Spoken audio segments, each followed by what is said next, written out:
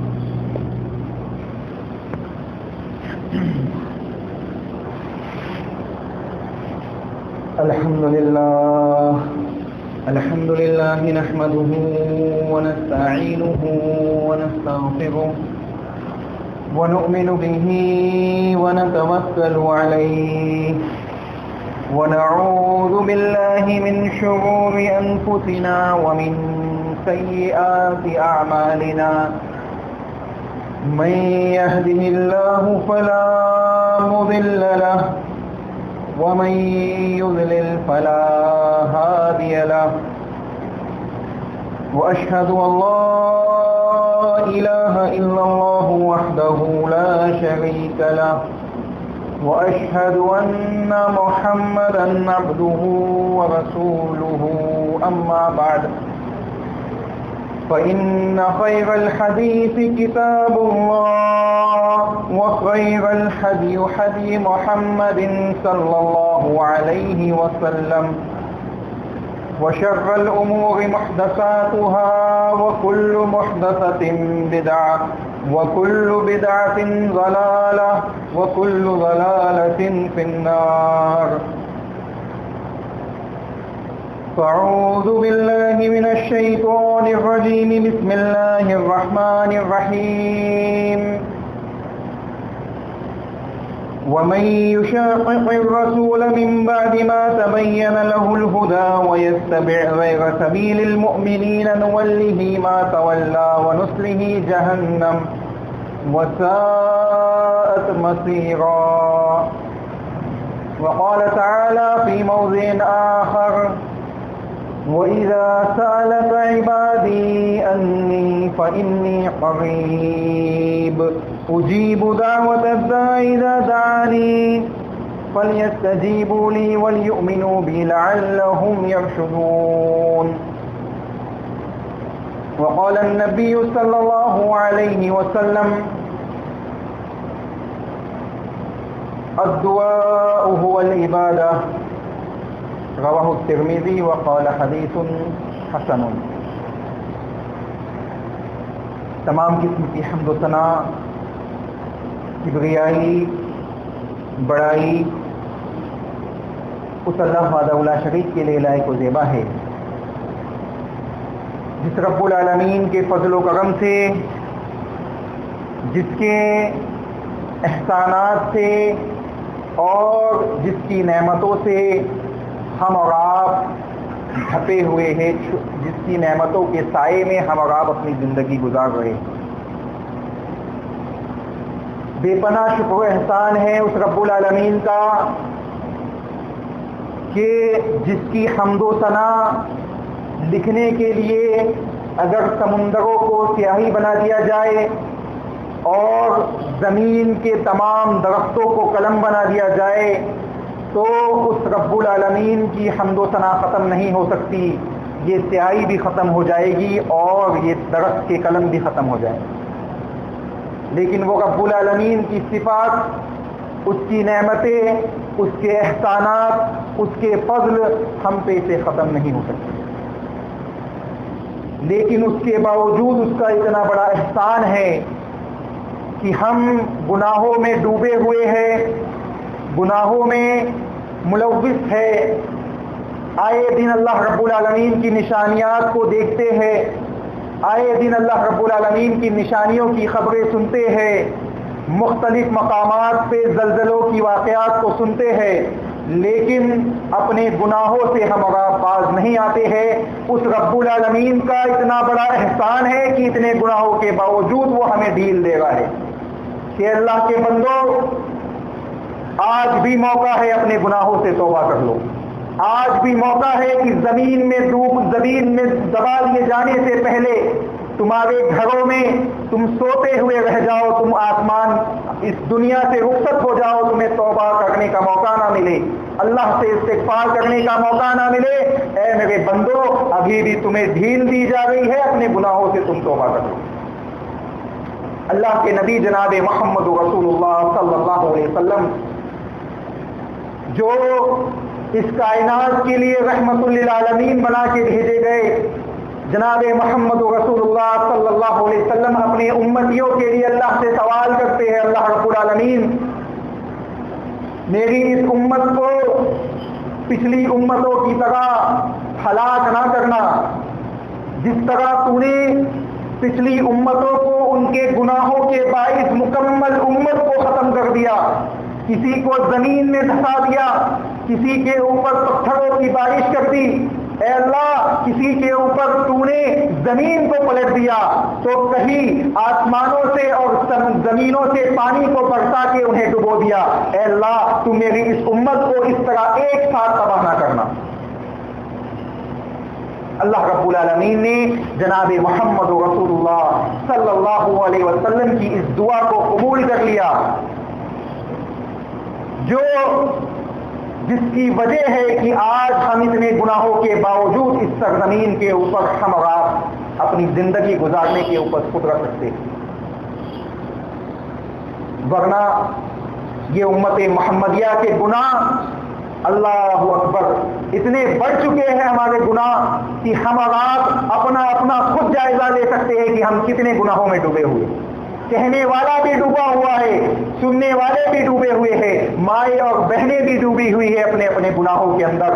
ہمیں اور آپ کو زیادہ سے زیادہ اللہ رب العالمین العالمین سے استغفار کرنا چاہیے، زیادہ سے زیادہ اللہ سے اپنے گناہوں کی توبہ کرنا چاہیے، کیونکہ نہ جانے کب یہ زمین پھٹ جائے اور جو زلزلوں کی خبر آج ہم دوسرے ملکوں میں سنتے ہیں، نہ جانے کب ہم بھی اس کا شکار ہو جائیں۔ یہ ایک جو سبب ہے، جو اسباب ہے ان زلزلوں کے آنے کا، اس میں سے ایک بہت بڑا سبب یہ ہے کہ انسان کے گناہ بڑھ جاتے ہیں۔ زمین میں انسان کی نافرمانیاں اللہ اس کے رسول کے ساتھ، اللہ اس کے رسول کے فرمان کو ٹھکرانے میں انسان بہت آگے بڑھ جاتا ہے جب اللہ کا غضب نازل ہو جاتا ہے۔ یہ بہت بڑا احسان ہے رب العالمین کا کہ وہ ابھی ہمیں نشانیاں دکھلا رہا ہے کہ ابھی بھی وقت ہے، لوگوں اپنے گناہوں سے اللہ سے توبہ کر لو، ابھی بھی وقت ہے۔ بے پناہ حمد و ثنا ہے اس رب العالمین کی جس نے ہمیں اور آپ کو یہ چیز موقع دیا ہے سدھرنے کا۔ اللہ رب العالمین ہمیں اس کی توفیق عطا فرمائے۔ انگنت درود و سلام ہو جناب محمد رسول اللہ صلی اللہ علیہ وسلم کی ذات گرامی پر، جو نبیوں کے سردار رحمت للعالمین، اس کائنات کی سب سے مقدس شخصیت جناب محمد رسول اللہ صلی اللہ علیہ وسلم کی انگنت درود و سلام ہو جناب محمد رسول اللہ صلی اللہ علیہ وسلم کے اوپر۔ دوستو، بزرگوں، پردہ نشین ماؤں اور بہنوں، پچھلے پیوستہ جمعے کے اندر ہم نے دعا کی قبولیت کے اسباب کے سلسلے میں کچھ چیزیں سنی تھی۔ اللہ رب العالمین ہمیں ان چیزوں کو اپنی دعاؤں میں عملی جامہ پہنانے کی توفیق عطا فرمائے، ان چیزوں کو اپنی دعاؤں کے اندر شامل کرنے کی توفیق عطا فرمائے، تاکہ آج ہم اللہ سے دعا کرتے ہیں، ہماری دعائیں قبول نہیں ہوتی، جب ہم ان چیزوں کو سنت رسول کے مطابق اپنی دعاؤں کے اندر شامل کر لیں گے تو اللہ رب العالمین ہماری دعاؤں کو یقیناً قبول کر لیں گے۔ دعا کے آداب کے سلسلے میں کچھ چیزیں بیان کی گئی تھی، اور قبولیت اسباب کے سلسلے میں کہ دعا کے قبول ہونے کے جو اسباب ہوتے ہیں، جو سبب ہوتے ہیں، جو انسان دعا میں اپنائے تو اللہ رب العالمین کے نزدیک وہ دعا زیادہ قابل قبول ہو جاتی ہے۔ ان میں سے چند چیزیں آپ کے سامنے آئی تھی، جس میں سے حضرت یونس علیہ السلام کی دعا کا ذکر ہوا تھا۔ اسی طرح فرائض کے علاوہ نفل نمازیں اور نفلی عبادات کا ذکر ہوا تھا کہ اللہ رب العالمین فرائض کے علاوہ اگر نفلی روزے یا نفلی نمازیں کے اندر انسان اللہ سے دعائیں طلب کرتا ہے تو اللہ اسے بھی قبول فرماتا ہے۔ اور بھی کچھ چیزیں آئی تھی، اذان کے درمیان، اذان اور اقامت کے درمیان کے وقفے میں دعا کرنا اللہ رب العالمین کو بہت زیادہ محبوب ہے۔ اسی طرح سجدے کی حالت میں انسان دعا مانگے تو اللہ رب العالمین اس کی دعا کو رد نہیں کرتا ہے۔ رات کے آخری حصے میں انسان دعا مانگے تو اللہ رب العالمین اس کی دعا کو رد نہیں کرتا ہے۔ یہ چند چیزیں آپ کے سامنے آئی تھی۔ آگے کی کچھ چیزیں جو انہی چیزوں سے تعلق رکھتی ہے اور دعا کے قبول ہونے کے اوقات میں سے ہے اور دعا کے قبول ہونے کے اسباب میں سے ہے، وہ چیزیں بھی ہم دیکھتے ہیں تاکہ ہم اپنی دعاؤں کو، اپنی حاجتوں کو رب العالمین کے سامنے رکھیں، اپنی گناہوں کو رب العالمین کے سامنے رکھیں اور رب العالمین سے اس چیز کی بھرپور امید رکھیں کہ رب العالمین ہماری ان دعاؤں کو قبول کریں۔ جب ہم جناب محمد رسول اللہ صلی اللہ علیہ وسلم کی اتباع کریں گے، اللہ کے نبی صلی اللہ علیہ وسلم کی اطاعت کے مطابق کسی بھی عبادت کو انجام دیں گے تو وہ عبادت رب العالمین کے نزدیک قابل قبول ہوگی، ورنہ وہ رد کر دی جائے گی۔ اللہ رب العالمین بیان فرماتا ہے کہ اے نبی محترم صلی اللہ علیہ وسلم، آپ کہہ دیجئے کہ اگر تم اللہ کے محبوب بننا چاہتے ہو تو میری اطاعت کرو، میری اتباع کرو تو تم اللہ کے محبوب بن جاؤ۔ تو اللہ کے محبوب بننے کے لیے جناب محمد رسول اللہ صلی اللہ علیہ وسلم کی اطاعت لازمی ہے، اور اطاعت ہر چیز میں جو بھی معاملہ دین کا ہے، چاہے عبادات کا معاملہ ہو، چاہے آپسی تعلقات کا معاملہ ہو، چاہے معاشرتی معاملات کا معاملہ ہو، چاہے بزنس کا معاملہ ہو، چاہے لین دین کا معاملہ ہو، کوئی بھی معاملہ ہو، جناب محمد رسول اللہ صلی اللہ علیہ وسلم کو تمام کائنات والوں کے لیے رب العالمین نے آئیڈیل بنا دیا ہے۔ اگر ہم ان کو چھوڑ کر کسی دوسرے کو آئیڈیل مانے، کسی دوسرے کو رہنما مانے، کسی دوسرے کو لیڈر مانے اور کسی دوسرے کی نبوت کا اقرار کریں تو یقین جانیے ہمارے تمام اعمال برباد ہو جائیں گے۔ اللہ کے نزدیک اس کی کوئی اہمیت نہیں. اللہ رب العالمین بیان فرماتا ہے یا ایھا الذین آمنوا اطیعوا اللہ واطیعوا الرسول ولا تبطلوا اعمالکم، اے لوگو اللہ کی اطاعت کرو، رسول اللہ کی اطاعت کرو اور اپنے اعمال کو ان دونوں کی اطاعت نہ کر کے برباد نہ کرو.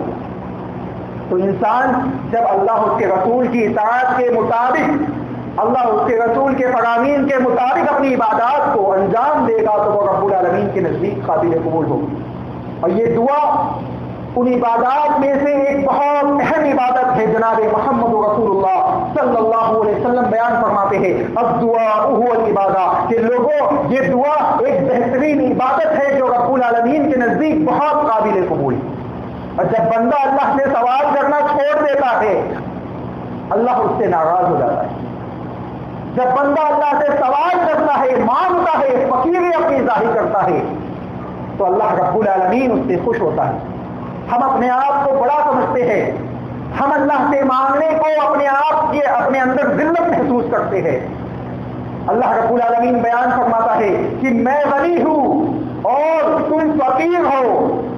اللہ رب العالمین کہتا ہے قرآن مجید کے اندر ہمیں اس چیز کا لقب دیا گیا ہے نحن الفقراء، اے اللہ ہم تیرے فقیر ہیں، تیرے دربار کے فقیر ہیں، کسی دوسرے کے محتاج نہیں ہے. رب العالمین تیرے محتاج ہے. تو جب اس کے محتاج ہے تو اس سے دعا مانگنی ہے. جب اس کے محتاج ہے اس کے رسول کی اطاعت کرتے ہوئے اس سے دعا مانگنی ہے. تو جو چیزیں آپ کے سامنے بیان کی گئی کہ اللہ رب العالمین سے دعا ہے کہ اللہ ہمیں اور آپ کو اس میں عمل کرنے کی، اس کو اپنی زندگی میں ڈھالنے کی توفیق عطا فرمائے.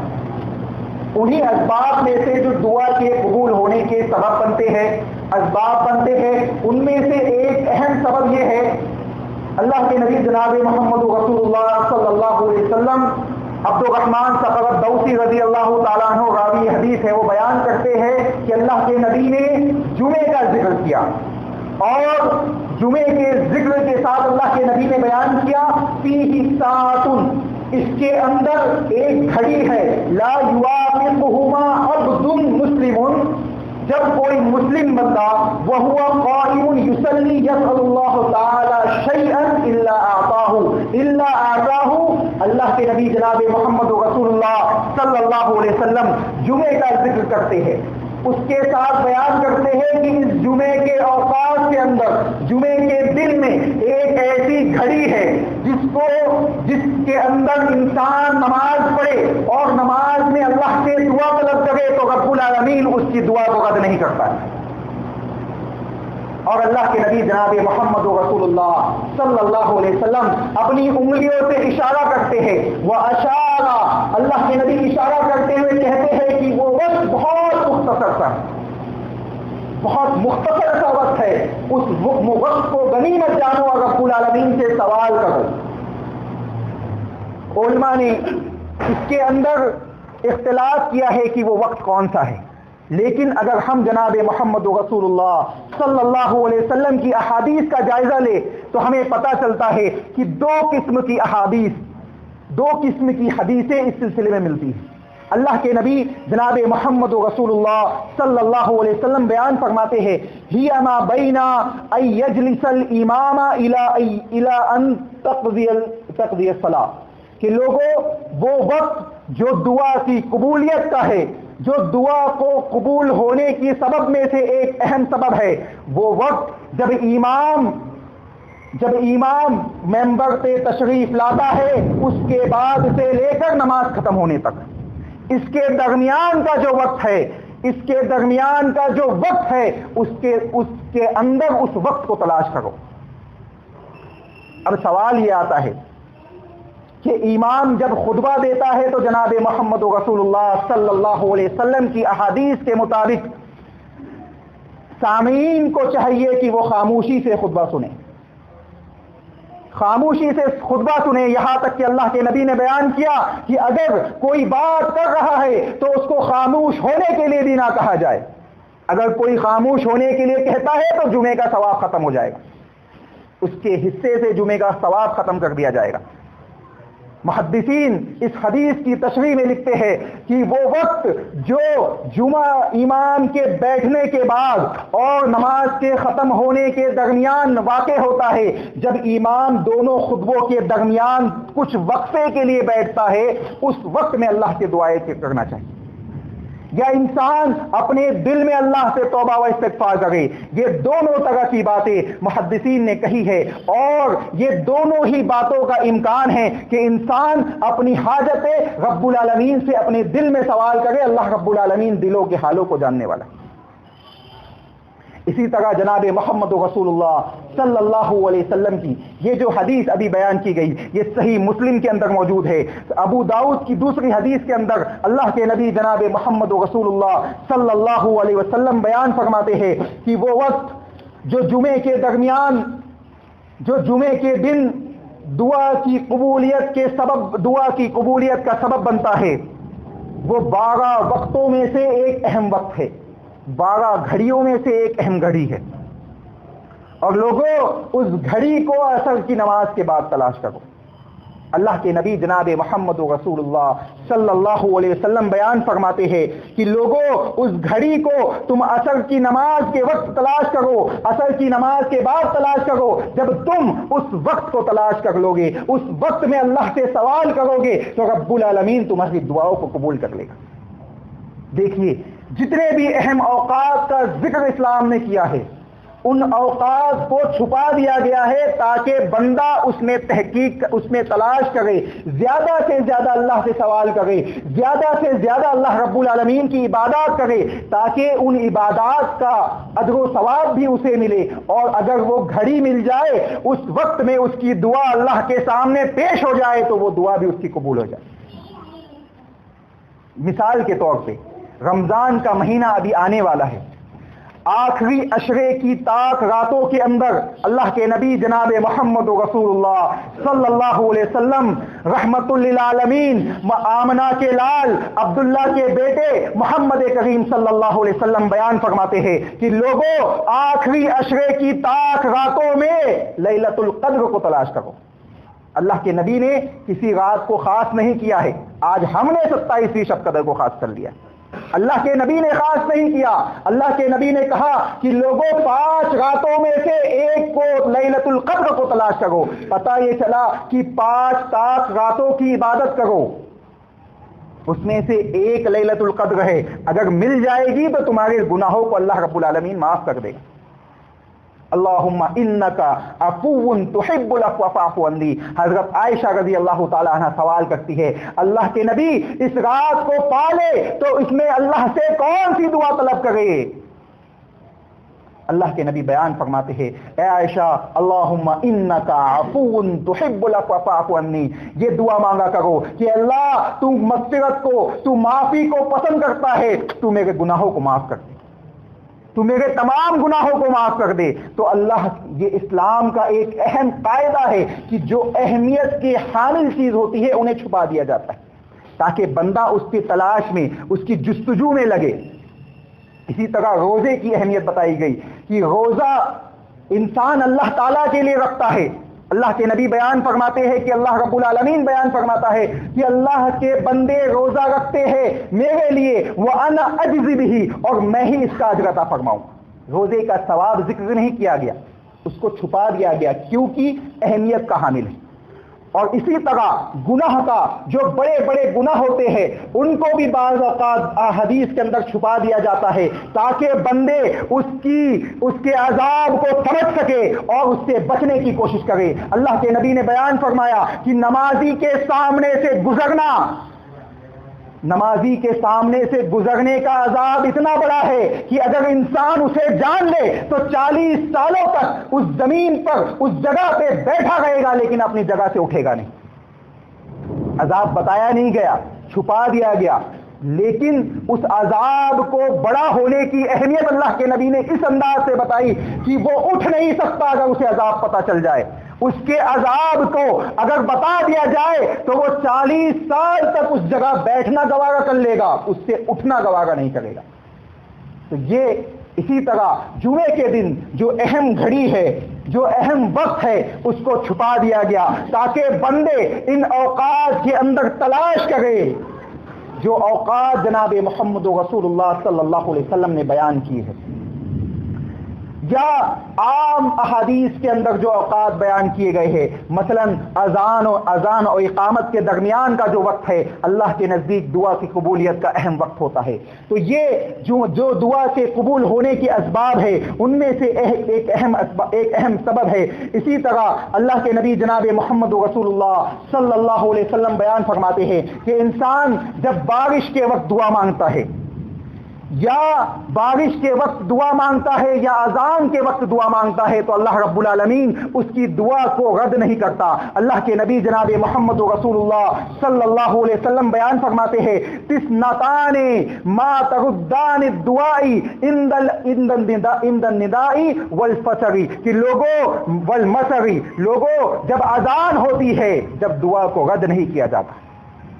اسی طرح جب بارش کے وقت انسان دعا کرتا ہے اللہ رب العالمین سے تو اس دعا کو رب العالمین کے نزدیک قابل قبول ہونے کے چانسز بڑھ جاتے ہیں، اور اللہ رب العالمین اس دعا کو رد نہیں کرتا، بشرط کہ انسان ان آداب کو جو اس سے پہلے کے خطبوں میں ذکر کیے گئے آپ کے سامنے، وہ تمام آداب کو ملحوظ رکھے، اور خصوصاً شرک جیسی برائی سے اور شرک کرنے کی جیسی ہلاکت والے اعمال سے انسان بچا رہے۔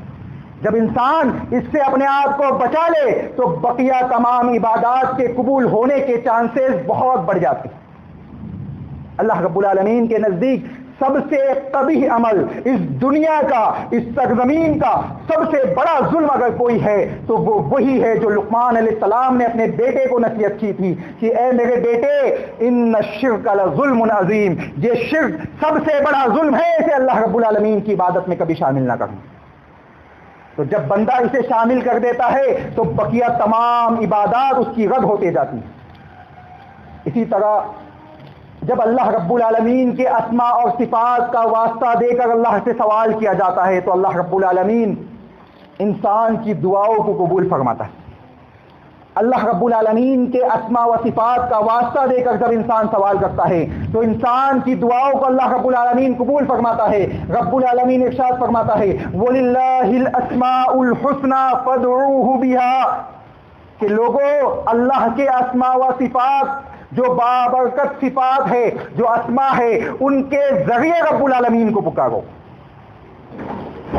وَذَرُوا الَّذِينَ يُلْحِدُونَ فِي أَسْمَائِهِ، اور جو لوگ اللہ کے ناموں میں الحاد کرتے ہیں ان سے بچ جاؤ، ان سے دور رہو۔ سَيُجْزَوْنَ مَا كَانُوا يَعْمَلُونَ، وہ اپنے کیے ہوئے اعمالوں کی سزا ضرور پائیں گے، جزا ضرور پائیں گے۔ جو لوگ اللہ کے اسماء کے ساتھ الحاد کرتے ہیں ان سے دور ہو جاؤ، ان کے نزدیک بھی نہ جاؤ، ان سے بچ جاؤ، کیونکہ یہ تمہیں بھی تباہ کر دیں گے، خود تو برباد ہے ہی، تمہیں بھی تباہ کر دیں گے۔ سب سے پہلے دعا کے اندر اسماء اور حسنہ کو ایک ذریعہ بتایا ہے کہ ان کے ذریعے تم اللہ سے سوال کرو۔ پتہ یہ چلا کہ کچھ ایسے اعمال احادیث کتاب و سنت سے ثابت ہے جن کے وسیلے کے ذریعے رب العالمین سے سوال کیا جا سکتا ہے۔ کتاب و سنت کے اندر جو وسیلہ جائز وسیلہ ہے انہیں انسان نے اختیار کرنا چاہیے۔ اپنی مرضی سے کسی چیز کو وسیلہ بنا لے تو وہ وسیلہ انسان کے کام نہیں آنے والا۔ اللہ رب العالمین نے اسماء اور حسنہ کو وسیلہ بتایا ہے کہ لوگوں اس کے ذریعے اللہ سے سوال کرو۔ اس کے ذریعے سوال کیسا کیا جائے گا؟ اے اللہ تو غفور ہے، تو مجھے معاف فرما دے۔ اے اللہ تو رحیم ہے، تو اپنی رحمت، تو اپنے رحم کو مجھ پہ نازل فرما دے۔ یہ اللہ کے اسماء کے ذریعے سوال کرنا ہے۔ اللہ رب العالمین کے اسماء کو اپنی دعاؤں میں شامل کرے کہ اللہ تو تواب ہے، تو میرے گناہوں کو معاف کر دے۔ اے اللہ تو غفار ہے، تو مجھے بخش دے۔ اے اللہ تو ہر چیز پہ قدرت رکھتا ہے، میری مصیبتوں کو حل کر دے، میری تکلیفات کو دور کر دے۔ یہ رب العالمین کے جو اوصاف ہے، جو صفت ہے، جو اسماء و حسنہ ہے، ان کو اپنی دعاؤں میں شامل کرے اور ان کے ذریعے اللہ رب العالمین سے سوال کرے۔ اللہ رب العالمین آپ کی دعاؤں کو قبول کرے گا۔ دوسری چیز جو آیت کریمہ کے اندر ذکر کی گئی کہ الحاد سے بچو. الحاد کسے کہا جاتا ہے؟ الحاد سے بچنے کے لیے کہا گیا، بلکہ الحاد کرنے والوں کے نزدیک بھی نہ جاؤ، ان سے دور ہو جاؤ. اللہ کے نبی جناب محمد رسول اللہ صلی اللہ علیہ وسلم کے زمانے میں مشرکین مکہ نے اپنے اپنے جو بت بنا رکھے تھے ان کے ناموں کے اندر الحاد موجود تھا. مثلا الحاد کسے کہتے ہیں؟ اللہ کے ناموں کو کسی دوسرے کے، کسی مخلوق کے نام کے ساتھ مشتق کر دینا. مثلا مشرکین مکہ عزا نامی ایک بت مانتے تھے جس کو انہوں نے اللہ کے نام عزیز سے مشتق کیا تھا. یعنی اللہ کا جو صفتی نام عزیز ہے، اس عزیز نام کو انہوں نے اپنے بت کے نام کو کر دیا کہ یہ عزا ہے. تو اسی طرح کسی مخلوق کے نام رکھ دینا اللہ کے ناموں کے اشتقاق کے ساتھ اور اس سے الوہیت کا عنصر ظاہر ہو تو اس کو الحاد کہتے ہیں. جب انسان، آج ہم اور آپ اپنے بچوں کا نام اللہ کے ناموں پہ رکھتے ہیں، یہ ایک بہترین بات ہے، لیکن جب انہیں بلاتے ہیں تو انہیں بلانے کے لیے ہم عبدل کا لفظ نہیں لگاتے. یہ ایک بہت بڑی غلطی ہے جو ہمارے معاشرے کے اندر پائی جاتی ہے. بہت بڑی غلطی، کوئی چھوٹی سی غلطی نہیں ہے. ہم عبداللہ نام رکھتے ہیں تو برابر عبداللہ کہتے ہیں کیونکہ اللہ نہیں بلا سکتے. لیکن اگر عبد الرحمان رکھ دے تو رحمان بھائی ادھر آئیے ذرا، عبد العزیز رکھ دے تو عزیز بھائی ادھر آئیے. یہ کیا ہے؟ اللہ کے بندو، یہ اللہ کے نام کی توہین ہے. آپ مخلوقات، آپ انسانوں کے نام، اللہ کے نام، اللہ کا نام رکھ سکتے ہیں، لیکن اس کے ساتھ عبدل کا لفظ استعمال کرنا ضروری کہ عبد العزیز یعنی عزیز کا بندہ، اے عزیز کے بندے میرے بھائی یہاں آؤ، یہ معنی ہوگا. لیکن جب آپ عزیز کہو گے تو وہ اللہ کا صفاتی نام ہے، گویا کہ آپ ایک مخلوق کو اللہ کے ناموں سے تشبیہ دے دیں. تو یہ ایک بہت بڑی غلطی ہے جو اللہ کے اسماء و صفات ہے، ان کو رکھنا. حدیث کے اندر ان کی فضیلت ذکر کی گئی ہے کہ انسان اپنے بچوں کے نام اللہ کے ناموں کے اوپر رکھ سکتا ہے، لیکن ان کے ساتھ عبدل کا لفظ استعمال کرنا لازمی ہے. جب ہم اس نام کو چھوڑ دیتے ہیں تو اس میں الحاد کا عنصر پایا جاتا ہے، الحاد کی بو پائی جاتی ہے. تو یہ چیز نہیں ہونی چاہیے. الحاد کی دوسری قسم یہ ہے کہ اللہ کی صفات یا اللہ کو کسی ایسی صفت یا ایسے نام سے متصف کر دینا جو اس کی ذات کے لائق نہیں، جو اس کی شان کے خلاف ہے.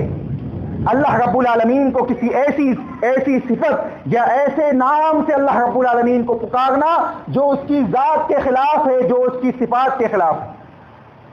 مثلا عیسائی اللہ رب العالمین کو فادر، باپ کہتے ہیں، تو یہ اللہ کے ناموں میں الحاد کی ایک قسم ہے کہ اللہ کے نام کے اندر الحاد نہ کرو. اللہ رب العالمین نے بیان کیا کہ الحاد کرنے والوں کے نزدیک بھی نہ جاؤ.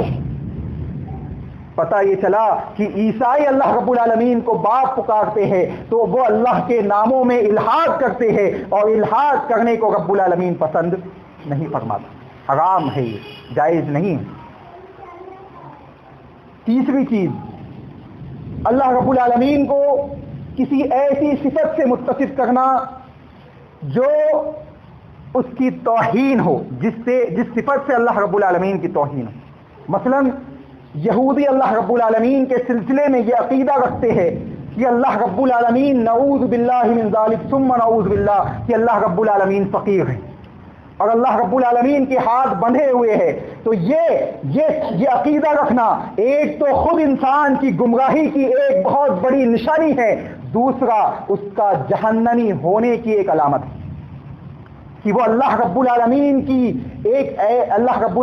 کی ذات کے ساتھ جو اعلیٰ ہے، برتر ہے، جس کی ذات ہر چیز پہ قادر ہے، جو ہر چیز کا مالک اور خالق ہے، جو ہر چیز کو رزق عطا فرمانے والا ہے، اس رب العالمین کے سلسلے میں انسان اس اس طرح کا گندا عقیدہ رکھے تو وہ اپنے اعمال کا، اپنے عقائد کا خود جائزہ لے۔ یہودی کہتے ہیں کہ نحن اغنیا، کہ ہم غنی ہے اور اللہ رب العالمین فقیر ہے۔ تو یہ عقیدہ رکھنا، اس قسم کے الحادات کرنا، اسلام اس کو جائز قرار نہیں دیتا۔ انسان اللہ کی صفات کو کسی مخلوق میں تلاش کرے، کسی مخلوق کو اللہ کی صفات کے نام رکھ دے اور اس کے ذریعے الوہیت کے عنصر کو حاصل کرے، تو اس کو بھی اللہ رب العالمین الحاد کی ایک قسم بتاتا ہے۔ اللہ رب العالمین کے ان صفاتی نام کو کسی مخلوق کے ساتھ دینا اور اس سے یہ عقیدہ رکھنا کہ اس کے ذریعے ہمیں کوئی چیز حاصل ہو جائے گی، الحاد کی ایک قسم ہے۔ الحاد کرنے والوں میں یہ لوگ بھی شامل ہو جائیں گے۔ آج ہم اگر اپنے معاشرے کا جائزہ لیں تو ہمیں پتہ چلتا ہے کہ اللہ رب العالمین جو ہر ایک کو نوازنے والا ہے، چاہے غریب ہو، امیر ہو، فقیر ہو، محلوں میں بیٹھنے والے بادشاہ ہو یا سڑکوں پہ سونے والا ایک فقیر ہو، ہر ایک کو نوازتا ہے، ہر ایک کو دیتا ہے۔ یہاں تک کہ ماں کے پیٹ میں پیدا ہونے والا وہ بچہ جو اپنے اندر کسی چیز کی قدرت اور طاقت نہیں رکھتا، اس ماں کے پیٹ میں بسنے والے بچے کو بھی رب العالمین 9 مہینے تک رزق عطا فرماتا ہے۔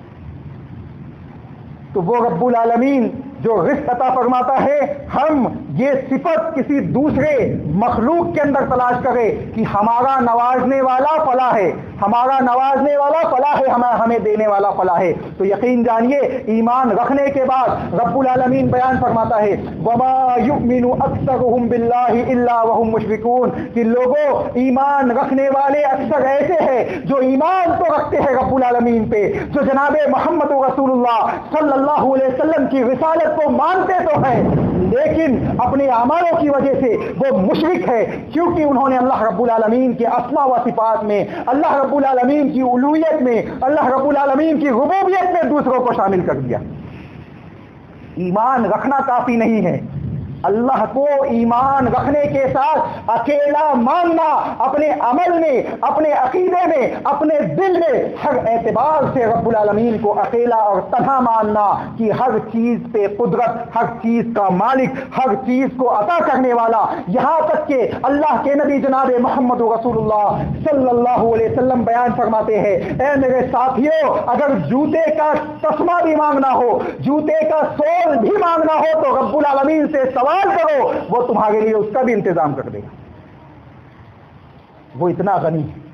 آج ہم نے اسے ہم عقیدتاً فقیر مانتے ہیں، ہم کہتے نہیں ہے، یہودی اللہ کو فقیر کہتے ہیں، نعوذ باللہ، اللہ حفاظت فرمائے امت محمدیہ کی اس قسم کے گندے عقیدوں سے، اور ہمیں وہ عقیدہ اور وہ منہج عطا فرمائے جو صحابہ اکرام رضی اللہ عنہم اجمعین کو حاصل تھا، جن کو اپنا کر، جن کو اپنی زندگی میں عملی جامہ پہنا کر، جن کو اپنی زندگی میں ڈھال کر وہ صحابہ اللہ رب العالمین کے نزدیک رضی اللہ عنہم ورضوا عنہ کا خطاب پائے، وہ صحابہ آنے والی امتیوں کے لیے ہدایت کا ذریعہ بنے۔ اللہ نے بیان کیا فَإِنْ آمَنُوا بِمِثْلِ مَا آمَنْتُمْ بِهِ فَقَدْ اهْتَدَوْا، اے لوگوں، اے قیامت تک آنے والی امت محمدیہ کے لوگوں، اے قیامت تک آنے والی انسانیت کے لوگوں، سن لو، اگر ان کی طرح ایمان لاؤ گے تو کامیاب ہوگے، ان کی طرح ایمان نہیں لاؤ گے تو ہدایت یافتہ نہیں ہوگے۔ اگر سے ایمان والے کہلاؤ، اگر سے مسلمان کہلاؤ، اگر سے عبد الرحمن کہلاؤ، عبداللہ کہلاؤ، لیکن اس رب العالمین کے نزدیک تمہاری اہمیت، تمہارے ایمان کی اہمیت، تمہاری ذات کی اہمیت اس وقت تک نہیں ہوگی جب تک تم اس کے صحابہ کی طرح، اللہ کے نبی کے صحابہ کی طرح ایمان نہ لے آؤ۔ اللہ رب العالمین ہمیں اس کی توفیق عطا فرمائے۔ آخری چیز جو الحاد کی قسموں میں سے ایک ہے کہ انسان اللہ کے اسماء و صفات کا انکار کرے، اللہ کے اسماء و صفات کے معنی کو نہ مانے، اور اللہ کے اسماء و صفات، اللہ کی جو صفات کتاب اللہ کے اندر اور احادیث نبوی کے اندر ذکر کی گئی ہے ان کو تشبیہ دے دوسروں کے ساتھ۔ مثلا اللہ رب العالمین کے ہاتھ کا ذکر ملتا ہے، احادیث کے اندر اللہ کے مسکرانے کا ذکر ملتا ہے، ایسی جن صفات کا ذکر اللہ رب العالمین کا ذکر کیا گیا ہے ان کو کسی دوسرے کے ہم مثل ماننا، کسی دوسرے سے تشبیہ دینا یہ جائز نہیں، یہ الحاد کی ایک قسم ہے۔ اگر انسان اللہ کے ہاتھ کو انسانوں کے ہاتھ کی طرح سمجھتا ہے یا کسی دوسرے مخلوق کے ہاتھ کی طرح سمجھتا ہے تو اس نے اللہ کے اسماء و صفات میں الحاد کیا، اور اللہ رب العالمین نے بیان کیا کہ لوگوں الحاد کرنے والوں کے نزدیک بھی نہ جاؤ، اتنے سبھی لوگ ہیں یہ میرے نزدیک کے، تم ان کے نزدیک بھی نہ جاؤ۔ تو اگر ہم یہ چاہتے ہیں کہ ہم الحاد کرنے والوں میں شامل نہ ہو تو ہمیں چاہیے کہ اللہ کے اسماء و صفات کو کسی دوسرے سے تشبیہ نہ دے، کسی دوسرے کے ساتھ تشبیہ نہ دیا جائے، کیونکہ اللہ کے اسماء و صفات جس طرح سے بیان کیے گئے ہیں کتاب اللہ کے اندر یا احادیث نبوی کے اندر، اس کے اوپر اسی طرح ایمان لانا ہم اور آپ پہ فرض ہے، لازمی ہے۔ اگر ہم اس میں اس کی کیفیات میں اس کی تشبیہات میں پڑھیں گے تو ہم گمراہ ہو جائیں گے۔ امام مالک رحمۃ اللہ علیہ سے سوال کیا گیا کہ اے امام مالک، الاستواء معلوم، کہ استواء اللہ کا عرش پر مستوی ہونا یہ معلوم ہے، وکیف، اور اللہ کس طرح مستوی ہے، اللہ عرش پہ کیسے مستوی ہے؟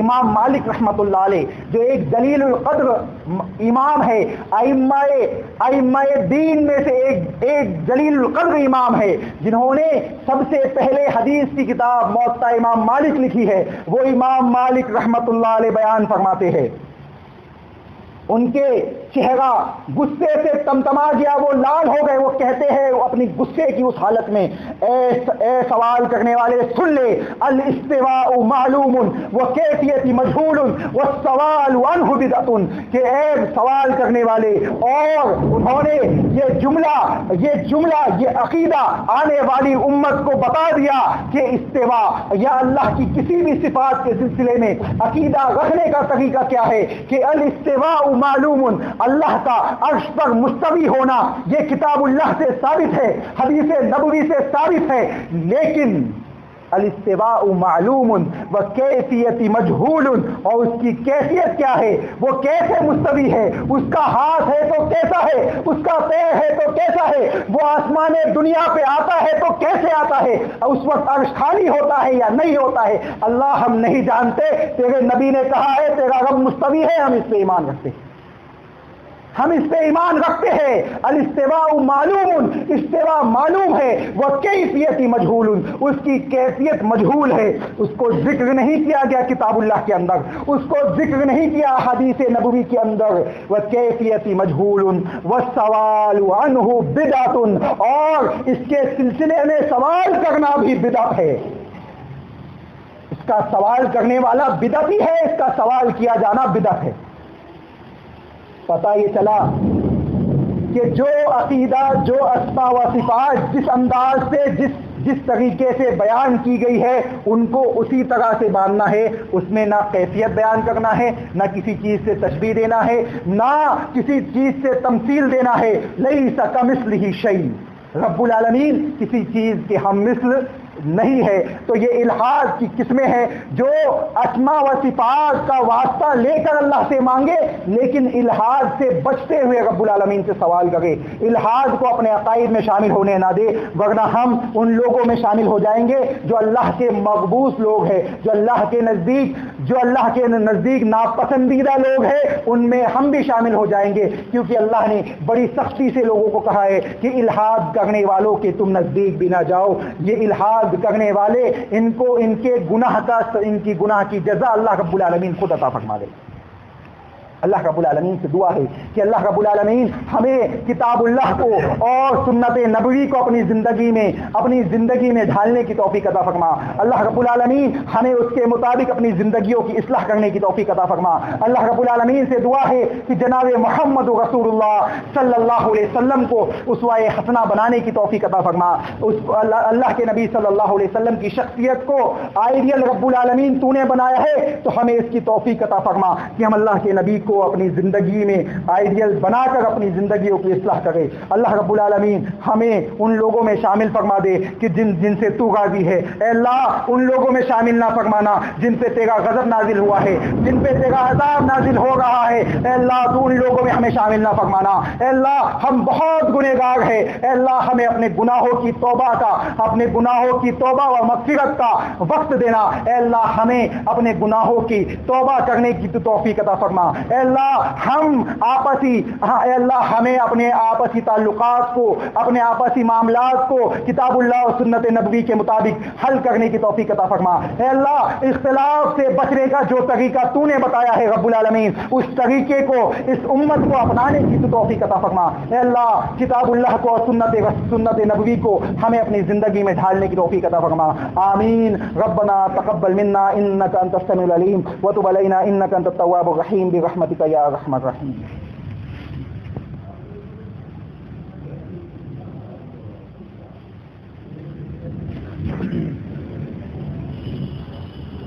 الحمد لله نحمده ونستعينه ونستغفره ونؤمن به ونتوكل عليه ونعوذ بالله من شرور أنفسنا ومن سيئات أعمالنا. من يهده الله فلا مضل له ومن يضلل فلا هادي له وأشهد أن لا إله إلا الله وحده لا شريك له وأشهد أن محمدا عبده ورسوله. أما بعد فأعوذ بالله من الشيطان الرجيم. بسم الله الرحمن الرحيم. إن الله وملائكته يصلون على النبي يا أيها الذين آمنوا صلوا عليه وسلموا تسليما. اللهم صل على محمد وعلى آل محمد كما صليت على إبراهيم وعلى آل إبراهيم إنك حميد مجيد. اللهم بارك على محمد وعلى آل محمد كما باركت على إبراهيم وعلى آل إبراهيم إنك حميد مجيد. عباد الله رحمكم الله إن الله يأمر بالعدل والإحسان وإيتاء ذي القربى وينهى عن الفحشاء والمنكر والبغي يعظكم لعلكم تذكرون. قوموا إلى الصلاة.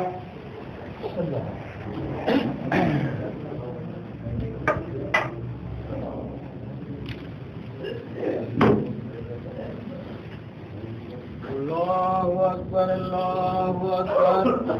أشهد أن لا إله إلا الله أشهد أن محمدا رسول الله. يا على الصلاة يا على الفلاح قد قامت الصلاة قد قامت الصلاة. الله أكبر الله أكبر لا إله إلا الله. یہاں سے تکبیر بول لیں, ٹھیک ہے, بلند آواز سے. ہو رہی ہے.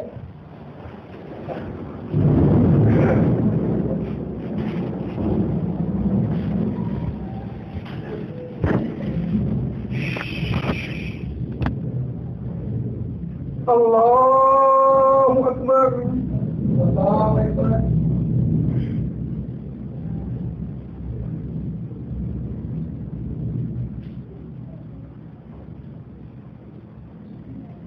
الحمد لله رب العالمين الرحمن الرحيم مالك يوم الدين. إياك نعبد وإياك نستعين.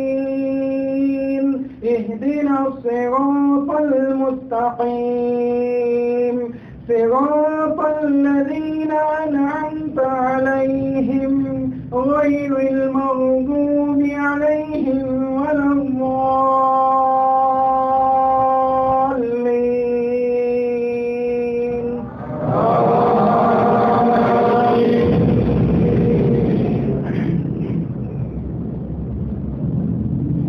يا أيها الذين آمنوا إذا نودي للصلاة من يوم الجمعة فاسعوا إلى ذكر الله وذروا البيع ذلكم خير لكم إن كنتم تعلمون. فإذا قضيت الصلاة فانتشروا في الأرض الأرض وابتغوا من فضل الله واذكروا الله كثيرا لعلكم تفلحون وإذا رأوا تجارة أو لهوا انفضوا إليها وتركوك قائما قل ما عند الله خير من اللهو ومن التجارة والله خير الرازقين. الله أكبر. الله أكبر.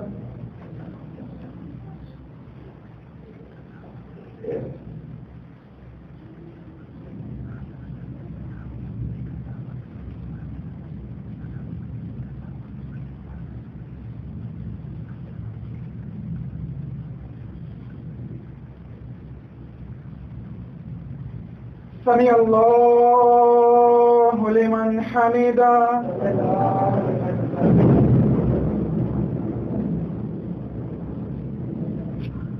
الله أكبر.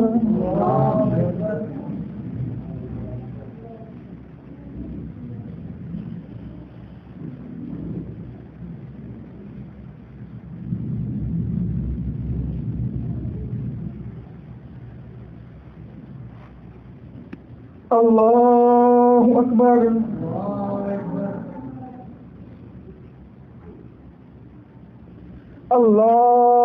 أكبر.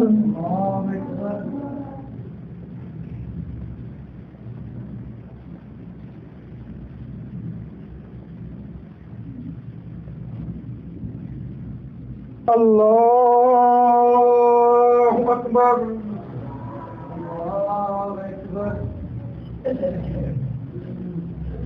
الحمد لله رب العالمين الرحمن الرحيم مالك يوم الدين إياك نعبد وإياك نستعين اهدنا الصراط المستقيم صراط الذين أنعمت عليهم غير المغضوب عليهم ولا الضالين.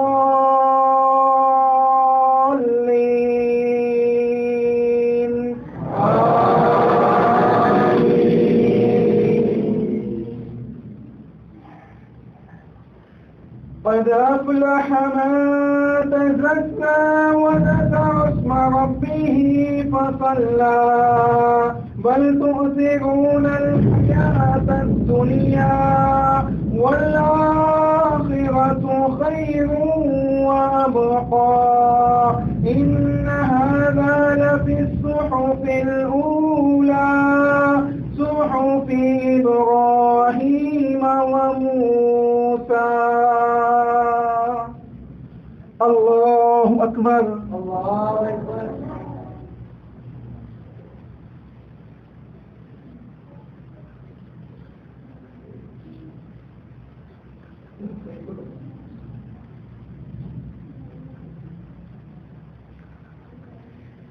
سمع الله لمن حمده.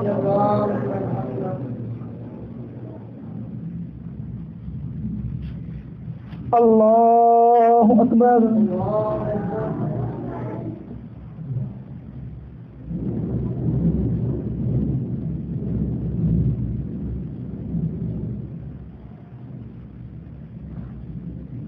الله أكبر.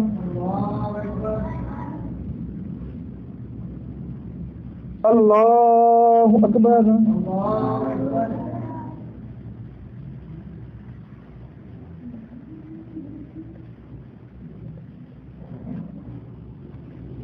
الله أكبر.